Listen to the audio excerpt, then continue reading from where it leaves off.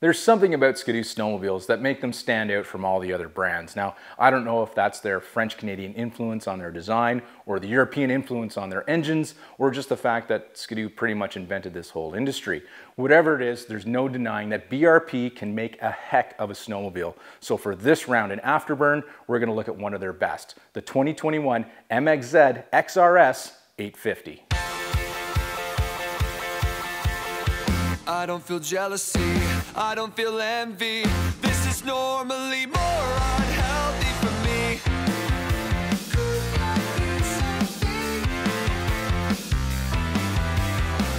This sled is Ski-Doo's heavy hitter when it comes to trail sleds. Not only capable of taking on the challenges of performance trail riding, but also the punishment of cross-country ditch banging.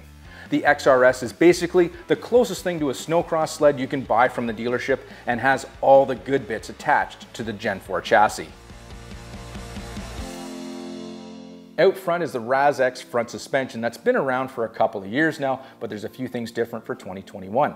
On the XRS, you get 10 millimeters more shock travel for even more compliance. Then there's the new redesign of the Pilot X skis, and the KYB shocks are compression adjustable only. What's totally new is the rear skid, now called the R-Motion X, which brings more travel and more adjustability to the party, and most importantly, more control over your ride. A lot of the magic happening in here has to do with the longer front and rear arms. The front arm is now 31 millimeters longer, and the mounting position on the rail is 7 millimeters higher. This flattens the arm out compared to the chassis, resulting in less ski lift under acceleration. It's also adjustable up and down here by moving this fastener. In the high position, this bar is much flatter in the chassis, which puts more weight on the front skis. By moving it, it's going to allow that front end to come up a lot easier for riders who want to spend time going through the rough stuff. And then moving back, this is all new. From the rails to the tires to the rear arm that's 40 millimeters longer and has 1 more inch of suspension travel. Plus, all of this is optimized for weight and to work with a 129-inch track length. I'm getting pretty techie on this skid, but my inner suspension geek is totally tweaking out on it. Riding the sled with the new suspension is noticeably better than the previous R-Motion and can absolutely make you faster in any condition. However, with the mechanical adjustability and the shock adjustments that can be made, you need to be a bit of a suspension geek to tune it to your personal perfection. This whole sled is a serious piece for serious riders. Expect to spend some time fiddling with the suspension adjustments available to you, and if you do, you can expect to be rewarded with one of the best handling snowmobiles you can buy. Now, if you're the type of rider who doesn't appreciate this level of adjustability and sophistication, maybe your best bet is another platform. In addition, the XRS is the beefed up version of the X package, which still has the R-Motion X rear suspension. Compared to the X, the XRS has more front suspension travel and bigger, stiffer KYB shock absorbers all around. Pro 36s out front and Pro 40s in both ends of the rear skid. The shock package is the main difference between the X and the XRS, and which is the thing you need to be thinking about when choosing between these two models. Essentially, the XRS takes it all up to number 11, which is great for some riders, but others might find it a little harsh on the trails to ride. And that's because basically the tuning package on the suspension for the XRS allows you to jump a house. So if you're not into that level of excitement, maybe the MXZ is a better option for you. By the way, it's still a heck of a snowmobile. Three, four.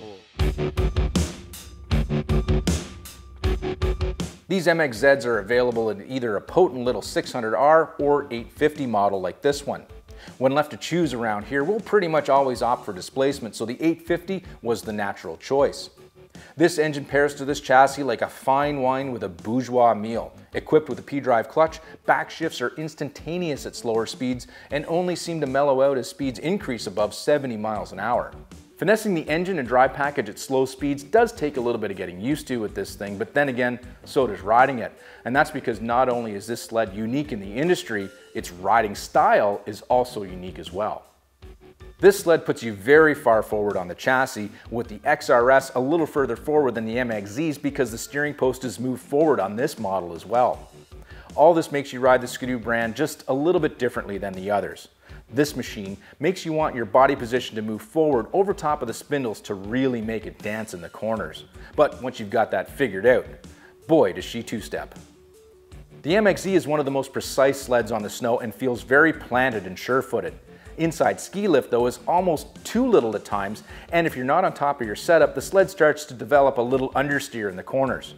Besides that, this machine will take all the abuse you can throw at it with a suspension a mile deep to take the hits.